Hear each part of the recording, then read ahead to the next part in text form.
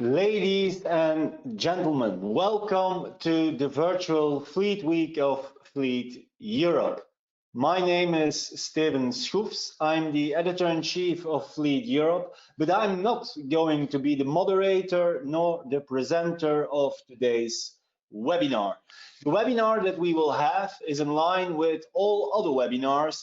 It's an informative webinar, and the information given is based on information shared by our partners and by the editorial team. And so reproduction is only admitted when you inform us beforehand, of course. The webinar today is sponsored by Athlon. Athlon International is one of the leading leasing companies and is also since years at the forefront of fleet electrification. Now, this webinar is the second in a series that we have this week. You can see it on the screen. It's the second one that we are organizing. Yesterday, we saw that the offering of electric vehicles is increasing, and we are also happy that the appetite from international fleet customers is steadily increasing. Now, one of the questions those fleet managers have is, of course, related to the cost efficiency, and that will be the topic of today. Tomorrow, we will talk about the charging infrastructure. On Thursday, we will deep dive into innovative solutions, and we will end this Fleet Week with a case study from SAP around implementation of electric vehicles. But with no further ado, let's start with today's webinar about the cost efficiency of electric vehicles. And I would like to introduce the moderator of today's webinar, Mr. Tor Konings, and he is the International Account Director at Athlon International. If everything is fine, then now Tor Konings should have the speaking rights, and so he can start moderating this exciting webinar of the Fleet Week. We'll do our best, Stephen. Thank you so much.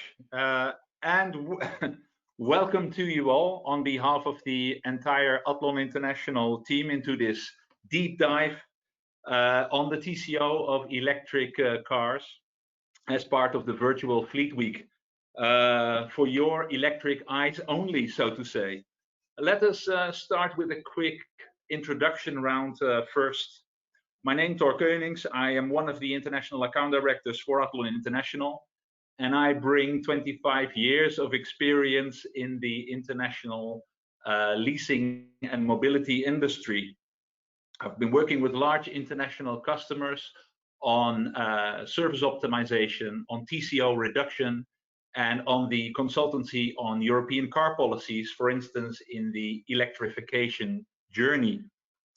Peter, would you like to introduce yourself, please? Yes, Tor, thank you. Peter Goossens, also working for Athlon International. I've been in automotive a little bit less long, but I'm going on to my 20th year now, of which the last 12 in some way, shape or form involved with electrification and the newer technologies. So this webinar is something I'm really looking forward to. Thank you, Maarten, Peter. And, good afternoon, everybody. My name is Maarten Wijnberg, and like Tor, I'm also the International Account Director of Athlon International. Started my career some 25 years ago in the automotive industry, mostly working in the leasing and fleet sector, both international and local, basically helping customer relationships move forward. And today I'm looking forward to having this session together with you. So let's get it on. Wonderful, thank you. Together, the three of us, we are very much looking forward to share our experience with you on this topic. So let's get started. Let me start with three questions. Why is it important for you to understand the TCO, the total cost of ownership of an electric car? What are the most important building blocks of that TCO? And how can these insights help you in your further decision making? By the end of this session, you will have a better understanding in the TCO building blocks, as we call it. You will also know how to use use your electric vehicles correctly. You will understand the importance of charging profiles.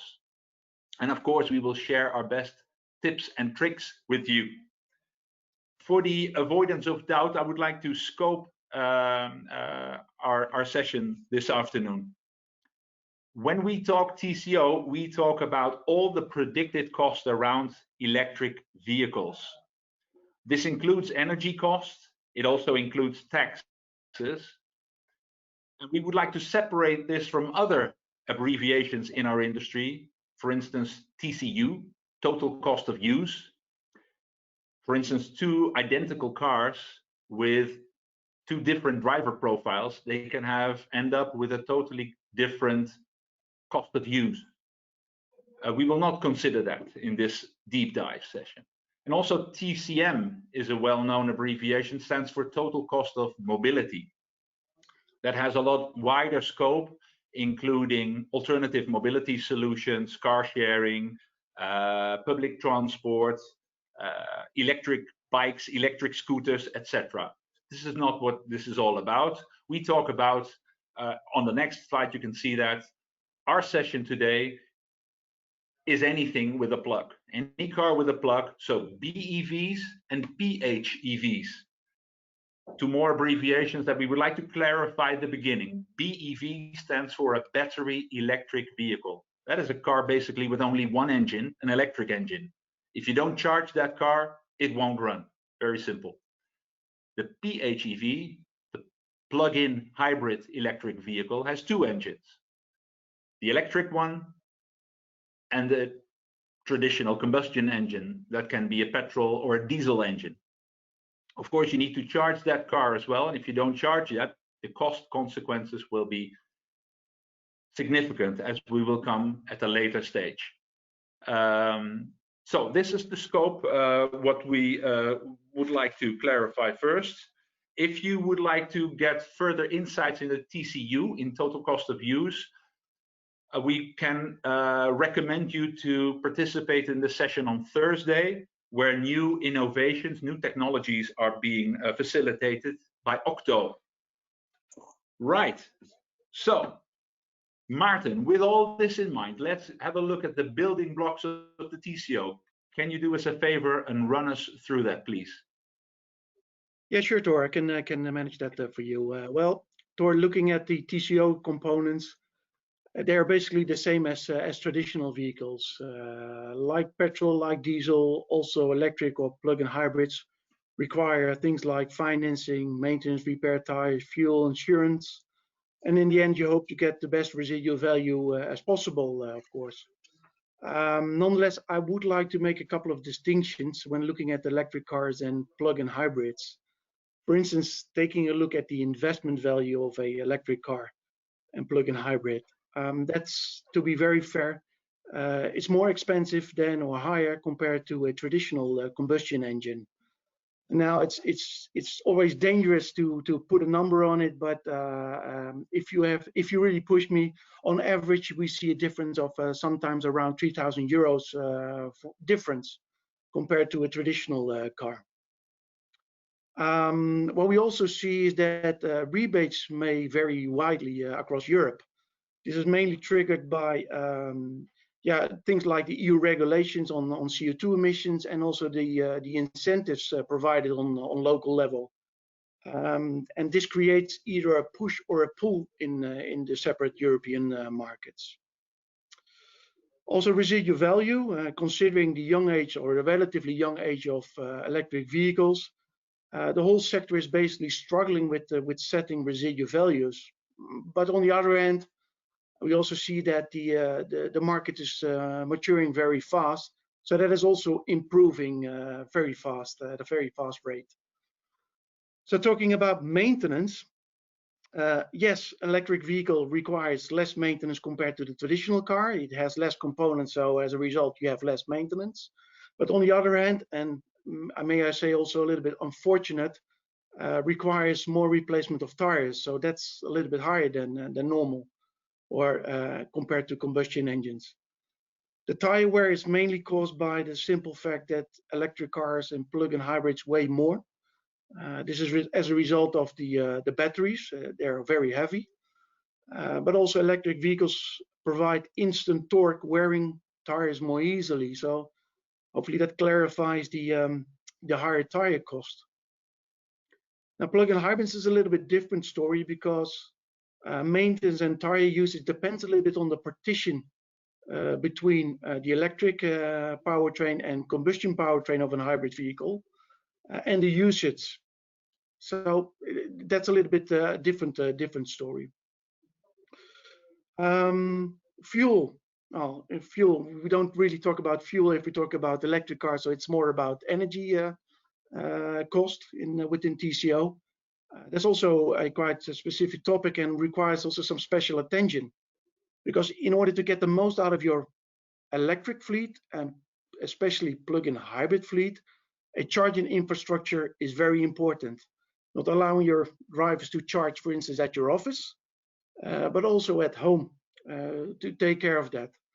Now, if you are interested in this topic, please let me remind you that tomorrow Fleet Europe has also a webinar organized called the Right EV Infrastructure. So please check out the Fleet Europe website if you want to register for that webinar tomorrow. And Tor, I would like to conclude with the last thing. It's around incentives. I think it's all around us. Governments are racing towards zero emission across Europe. So a lot of incentives are given away in order to support low emission vehicles, so plug-in hybrids and electric vehicles. So yeah, that's something to make use of when taking a look at your total cost of ownership. That's what I would like to conclude with Tor. I hope this answers your question. It does. It does. It does. Thank you very much for the building blocks of the TCO. You concluded with the various fiscal and taxation regimes across Europe. And perhaps, Peter, you can elaborate somewhat more on the differences in the European markets? Yes, Tor, I certainly can try to do that. As Maarten mentioned, the direction of travel is clear. The traditional TCO components are, so to speak, converging. Some are still to the disadvantage of the newer technologies, and some are clearly to their advantage. Some specialists who are very optimistic think that by 2023 we will reach what we call cost parity without any fiscal support. These especially battery electric vehicles being just as expensive as the traditional powertrains. I leave that to those experts. But the clear message is that you have to compare the TCO of these vehicles, and basically we see three groups of countries in especially Western Europe. Like I said, the direction is clear. More and more electric and plug-in hybrid vehicles are becoming cost competitive, and this is happening all over the place, but at a quite steady, I wouldn't call it slow, but a steady evolution rather than revolution. The exceptions there are the countries that are jumping directly to full electric and not evolutionary, but almost instantly. And there, of course, we all know the example of Norway, but it's also the case in the B2B sector for the Netherlands, and they are joined by the UK this year with really high numbers of full electric vehicles. On the other hand, you have markets that are taking more of a route, especially in the company cars, by the plug-in hybrids. Belgium and Germany clearly serve as an example. Not that full electric is not developing in those markets, but from what we see, clearly at a slower clip than the plug-in hybrids. As you can see, it's not an anomaly. Sweden has lines on it. That's because it's a bit the odd duck. Both plug-in hybrids and full EVs are doing well there, so it's difficult to put them in a certain category. So the message is pay attention. While the direction is the same, the speed at which this is going in all these markets is vastly different.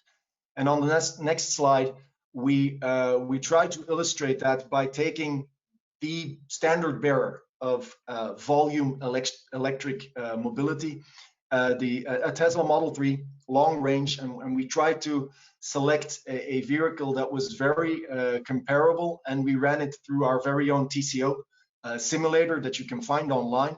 And I'd say it's almost like the World Cup. It's very exciting, but in the end, it's the Germans that win, even if it's by a nose length.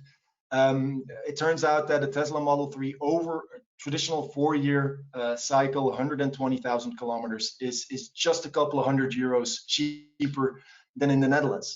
That's not really the interesting part. The interesting part is if you count everything together for example, the Belgian market, you have a €14,000 difference, which is basically the investment value of a small car. So it's something that you have to keep in mind if you are wondering why your Dutch account manager can easily fit a Tesla Model 3 into his budget, and your sales director in Belgium, who should, in a traditional world, be driving a bigger car, usually has access to a bigger, more premium vehicle, is having a bit more difficulty getting the same vehicle. It is essentially, there are some other reasons, but it is essentially down to subsidies and taxes. Yeah, that's clear. At least to me, it's clear. When we talk about the fiscal impact, it is clear for the companies how significant that impact is. Maarten, what can you tell us of the fiscal impact for drivers? Well, after looking at the total cost of ownership as presented by Peter in the previous slide, I guess it's very tempting for all those German fleet managers to change all their drivers to a Tesla Model S. Very tempting, of course. But on the other hand, that's not the total story, because there's also something like a fiscal incentive for drivers.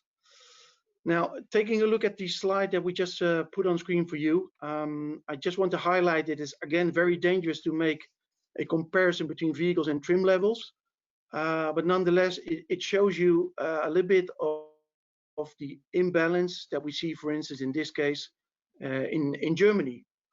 So on the left side, you see a car which, from a total cost of ownership, basically you would go for an electric vehicle. You see in the middle €501 per month difference only for total cost of ownership. So basically, that's a no-brainer to go in the direction of electric vehicle. However, taking a look from the driver perspective, the mere €13 difference per month for the driver is hardly an incentive to change their mind and go for a full electric vehicle.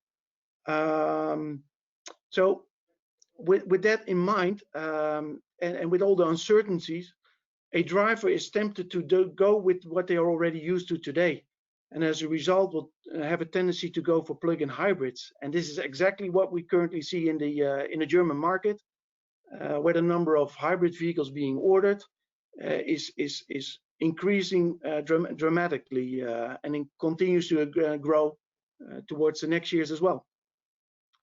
So if we go to the next slide, here you have another example of a country. In this case, it's the Netherlands. Here you will see that a market and the embracement of electric vehicles is supported by having a more balanced situation. Both the company and employee benefit big time, looking at the total cost of ownership from the company side, and on the other hand, the employee incentive. So for a fleet manager, it will be far easier to convince drivers to drive electric vehicles, and it will be less hard work for you to convince your organization to move to an electric strategy. So this also partially explains the different rate of embracing this throughout Europe, as Peter already showed in the European map. So back to Tor, please. Okay, so if there is one takeaway from this topic, it will be that you have to tailor your approach with the support of your partners. You have to tailor your approach to every specific European market individually in order to come to the best solution that suits your company. So let's talk a little bit more on PHEV first. Let's take a further deep dive into this. Peter, can I ask you to dive with us into the topic of PHEV? Absolutely. I think we have a lot of experience with PHEVs. This is not a new technology. This is a technology that broke through in several markets years ago. And we know that it is, while very interesting from a technological perspective, it is also dangerous, might be too heavy of a word, but you have to pay attention. In an ideal situation, you can provide drivers with charging infrastructure at the office and at home. And there we are absolutely convinced that an enormous amount of the drivers that are in company fleets can get very, very, very nice high mileages driving purely electric. There's of course a small section of people who drive an enormous amount that will still be served better by other solutions. But if they can plug in very often, it is absolutely a good choice. When one of the two falls away, charging at the office is not possible, or you don't go into the office, which could be the case the last few months, and you can only charge at home or the office, then you have to be careful as a fleet manager. Luckily, technology is moving very fast. If you compare the current breed of plug-in hybrids with what we had 5 years ago, the range purely electric has gone up tremendously. You're always around 40-45 kilometers of electric range, and there are even vehicles out there with over 80-90 kilometers of range every time you've plugged them in, so that really helps. But you have to look at every profile individually. We still see very nice numbers of people driving these vehicles correctly and with relatively high mileages purely electrically by being able to plug in at the office or home. What you absolutely want to avoid is drivers taking these vehicles solely for the fiscal advantage. Basically, you're giving a car that is more expensive, as Maarten mentioned, that is heavier, that is over-engineered, and you're driving it as a traditional vehicle. If we do a quick simulation, for example, let's take a Skoda Superb in the Belgian market, and we do very conservatively. We compare a normal driver that can plug in the vehicle part of the time, and you compare that to a driver who never plugs it in, you can absolutely be guaranteed that you're always talking double the fuel cost, and in a lot of cases, many multiples of that. So if you want to protect your TCO, make sure, and that's why it's not, for us, it's not TCU, it is really predictable.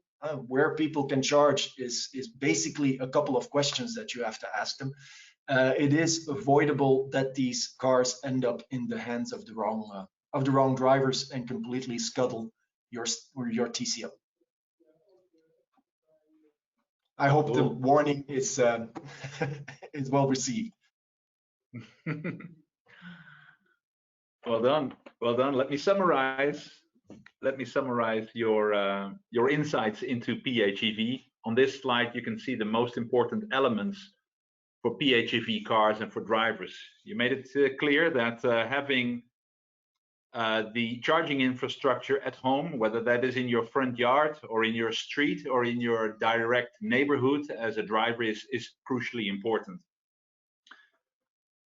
In addition to that, having charging facilities, enough charging facilities at your office location, super important. It also requires a different mindset for the drivers. The adaptive usage of the vehicle is how we would like to call that. And it is also, it became clear that this is not a one-size-fits-all situation. It requires a very tailored approach. So this is all about PHEVs. Does the same apply, Peter, also for the battery electric vehicles, for the BEVs? Well, the good news is battery electric vehicles from a CO2 perspective are easier to implement.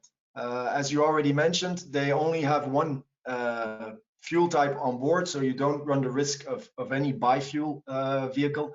They will always emit 0 grams of CO2 locally. But as with everything in life, there's always a but. Regarding your TCO, you do have to be careful. And because we believe that nothing makes it more clear than a concrete example, we've taken a case from France, a French driver driving, of course, a French car, Peugeot 208, new electric technology, great charging specs. And basically that driver has three places where he can charge. He can charge at the office, and if it's a big office, it will have a very interesting energy contract, and that's what we used to do this simulation in the tool.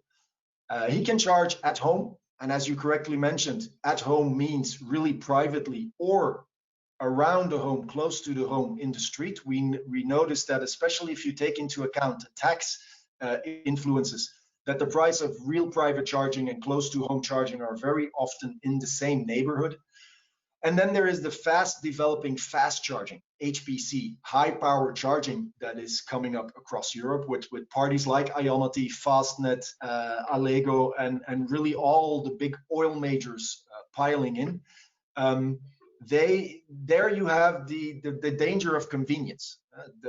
They are well located on high density roads, and there's always something interesting to do, whether it's quickly shopping, a sandwich, a coffee, exactly like you want it.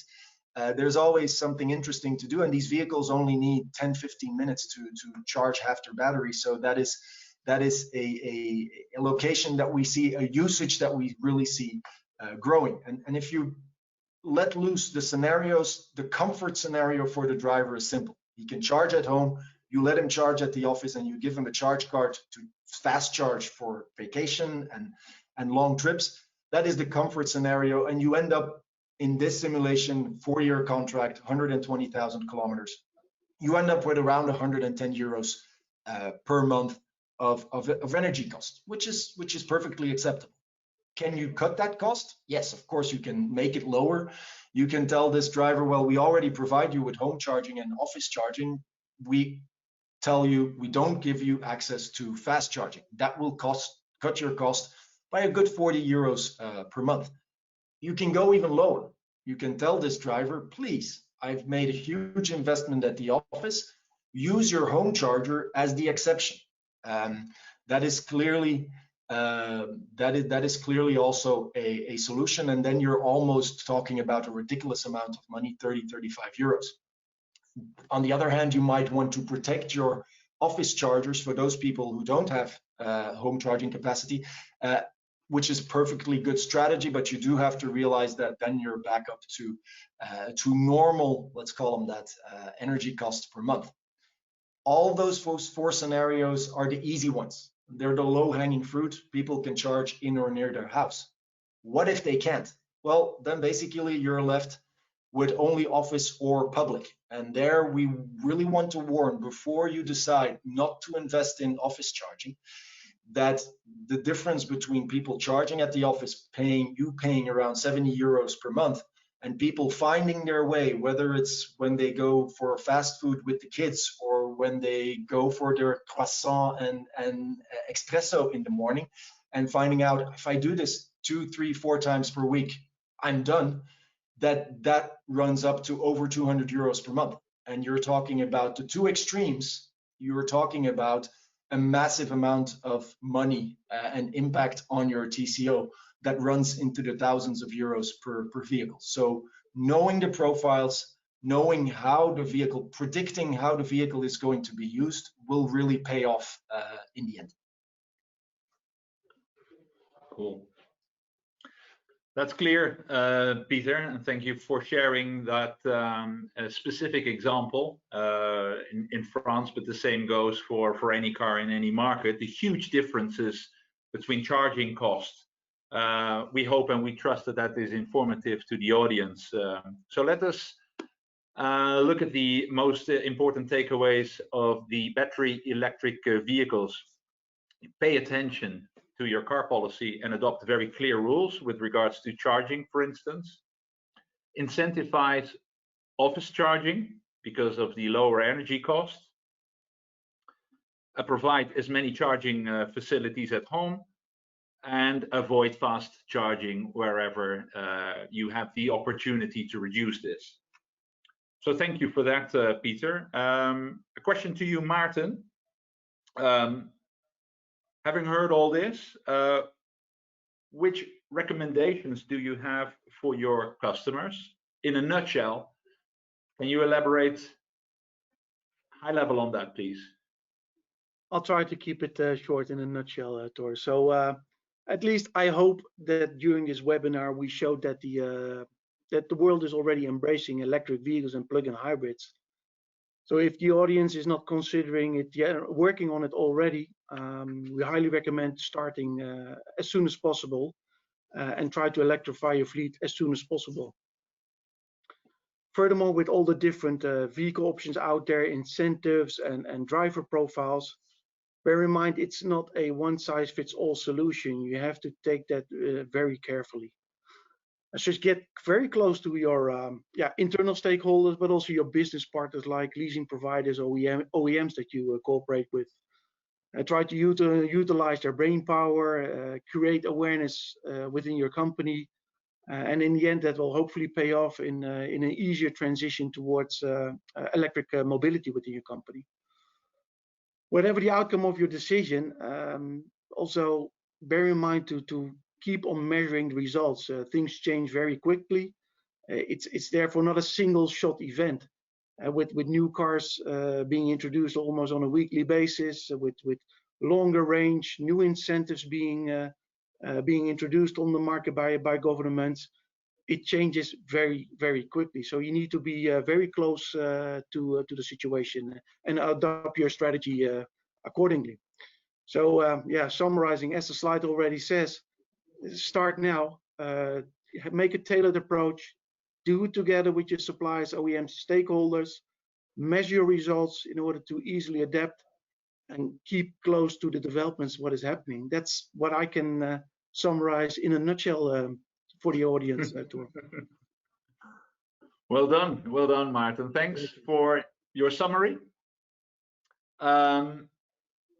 This is the part of the content that we prepared, three of us. Looking at the clock, we still have some time left, of course, to answer your questions. For this, we have that tool, as the participants can enter.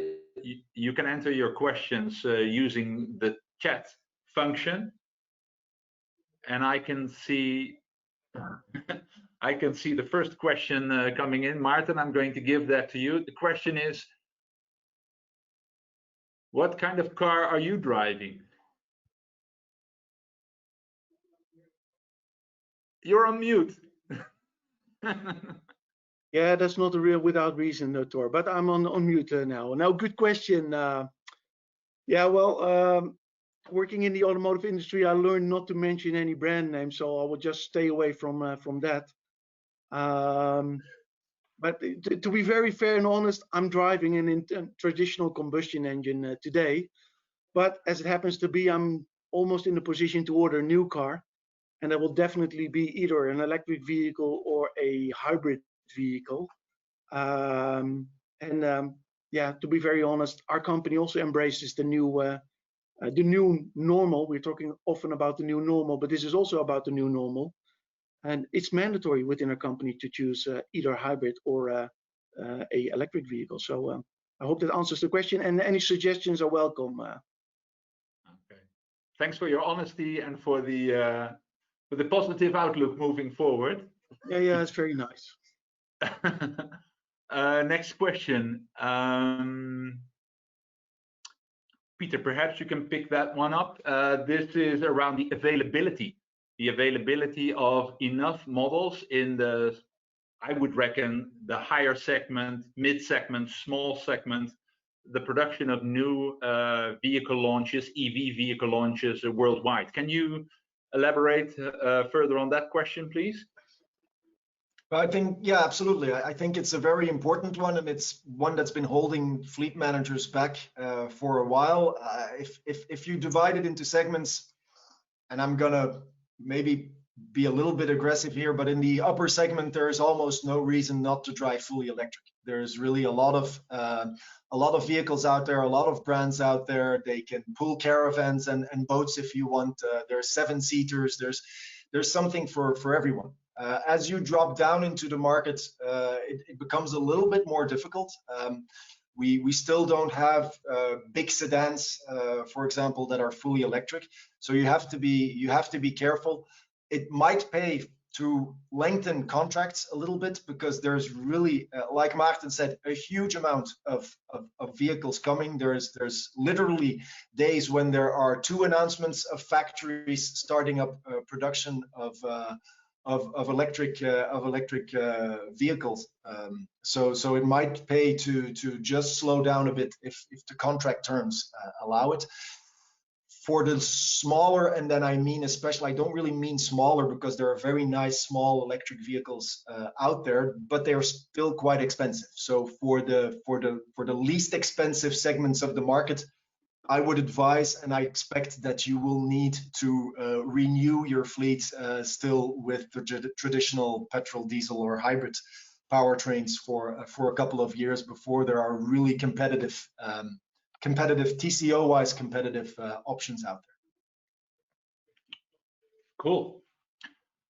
Thank you. I see a question coming in, and this is touches upon the wear of tires, the extra wear of tires. The question is, do you within Athlon have good analysis on tire consumption between traditional vehicles and electric vehicles? I guess I'll take that one. Please. Okay. If you would be so kind. Thank you. Do we have good data? Yes and no. We have good data for electric vehicles. We have a lot of them in fleet already, so we can compare. But we also realize we have to be careful. Electric vehicles traditionally that we have in fleet have been of the more expensive, powerful, heavy type, so the upper segment of the market. And the technology is evolving. So it would be dangerous to take a Tesla Model S from 2012 and say, okay, this is the new tire consumption. But we are getting more and more view on the tires, while consumption, it might be under control. The absolute truth is that these are heavy vehicles, tire sizes are bigger. So the cost of the tires that are on these vehicles, and that's probably not going away very fast, even if they can put down the power better than in the past, the tire in itself will be more expensive for quite a while to come. Okay, for all the participants, because I see many questions coming in, so thank you very much for that. It demonstrates that it is a topic that raises a lot of questions. We will answer all these questions also separately, of course. You will get an answer to all of them. So if for whatever reason your question does not is not being discussed today, we will come back on that shortly. I see here a question coming in on range anxiety. How do you get drivers, Maarten, maybe you can pick that one up. How do you get drivers to go over the range anxiety, especially for long trips / vacations? What solutions can you offer them? Maarten. Hello. Yes, Tor. Yeah, of course, that's always something very personal for drivers, what they find anxiety or not. It depends on the profile, how often they are going to use the car, in what circumstances, how far do they travel with the car. But once you get that profile set, I think that's a good basis to discuss with your driver if the electric vehicle is good enough, yes or no. But for those people that still have doubt about the fact, is this sufficient for me, an electric car?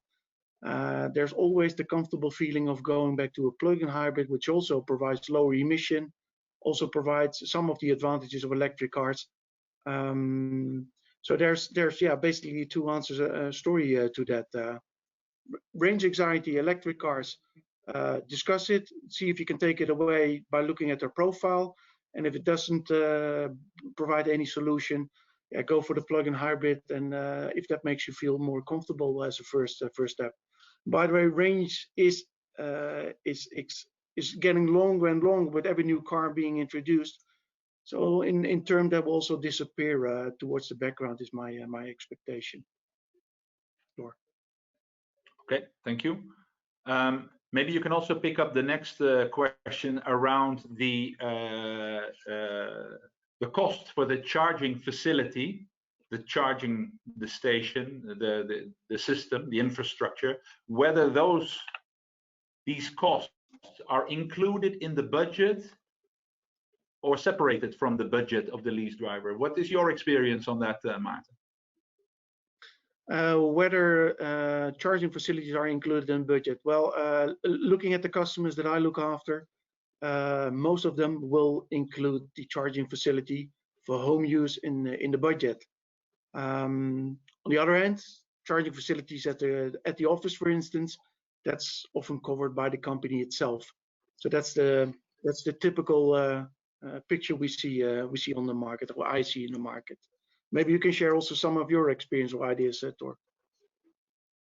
In addition to what you're saying, I do recognize that it is included. The charging infrastructure is included in the budget. What I see more and more is that companies are spreading the cost of the significant cost of the infrastructure over a longer period of time, because changing into a plug-in or a full electric vehicle, what we see is that it is a change that is going to last. The next car will also be an electric car. You hardly go back. True. You make that switch, you change the mindset, and then it is EV moving forward. So why would you have to invest and depreciate those high costs of the infrastructure on the first car only? So I can, maybe in addition to your question, yes, included, but over a longer period of time. Yeah. Do we have time for some more questions? Yes, I see. Wonderful. Let's have a look. Let's have a look.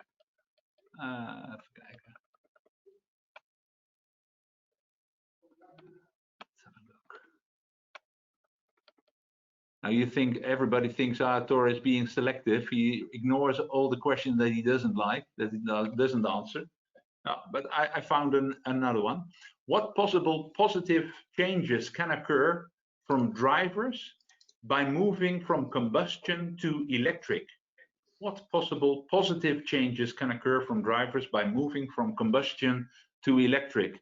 People, I see you smile, Peter. Is that a sort of a signal that you would like to pick that up? No, no. I'm willing to answer it from my personal view. Absolutely. Yeah. I think split it up. You have drivers who really, in the end, money counts, and there's a lot of countries out there where, of course, your electric car will end up impacting your net paycheck. So that's the short, easy answer. There is also the fact that, in my personal opinion, it's just a smoother ride. It is very fun to drive an electric vehicle with that torque, with that silence, with the ease with which it's drives. By the way, no more manual, no more gear shift. It's always an automatic. But I think the overarching, almost philosophical answer in these times of global warming is maybe that it makes you feel good. that this is a way of avoiding CO2 emissions, and if we can then clean up, preferably fast, the energy production as well, then this will really be a long-term viable solution to stay mobile without burning fossil fuels that went into the ground millions of years ago. Thanks, Peter. The next question coming in is around, can you list the countries where a battery electric vehicle TCO is already at parity or lower than an ICE car, a traditional petrol or diesel car?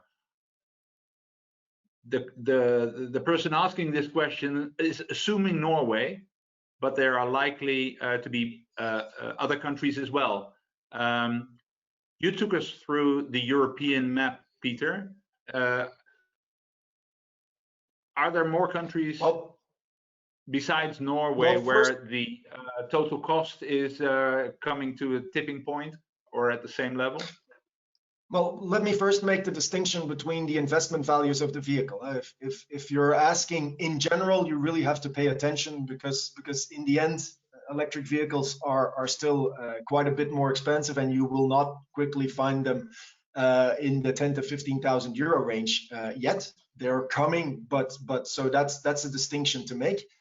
On the other hand, and it's dangerous because I'm definitely sure that I'm going to forget some. As you go from the north to the south, the Scandinavia, it's looking very good. You have to look at the TCO, make the individual calculations. The Netherlands is a traditional one.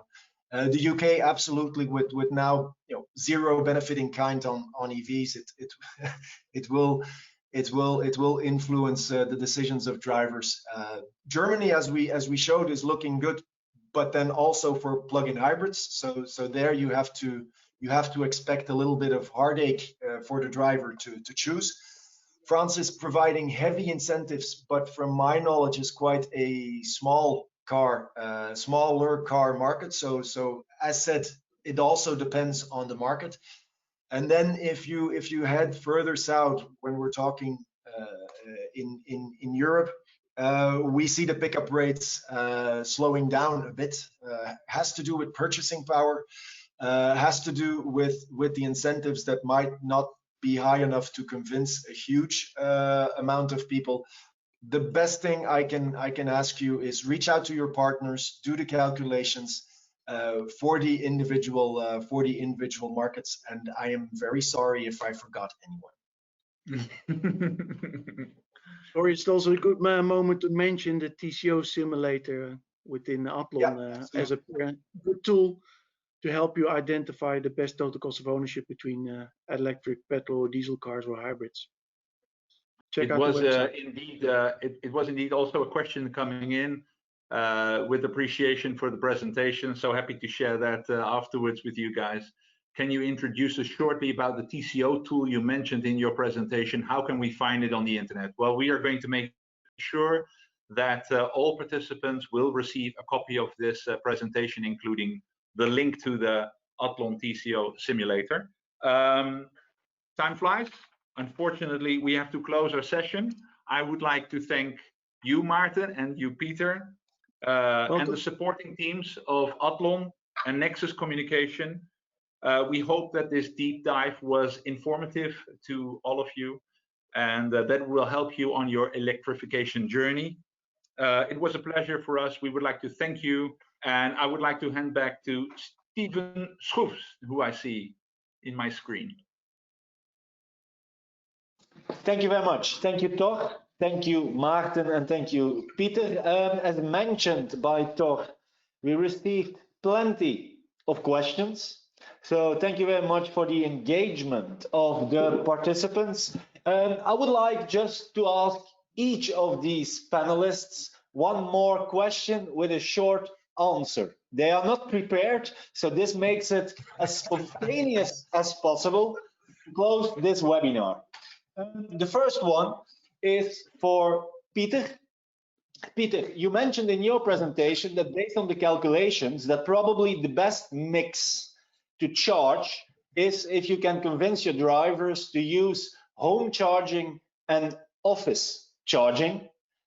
What are some kind of, let's say, levers, arguments to make sure that as an organization you can put in place the right infrastructure, because you then also need to make sure that in terms of payroll, etc., that everything is settled.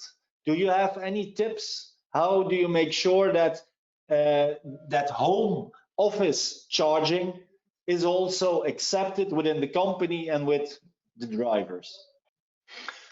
Okay, indeed a difficult question for me, and now a short answer. No, I think the most important guide I can give is to know what the mix of your drivers is. And indeed, as mentioned, if you have enough capacity available and you're willing to do the investment to install the charging infrastructure at the office, then the price at the office, in most cases, especially if we're talking bigger offices, will always be cheaper. What we do notice is that that capacity could be an issue in the future. So before all of you go out and install a lot of chargers and tell people that they are not allowed to charge at home, it might be good. It is always good to analyze your fleet, because it might be that those people who have the opportunity to charge at home, that you need them to do it there, even if it is a little bit more expensive, to protect your infrastructure and your grid and electricity capacity at the office.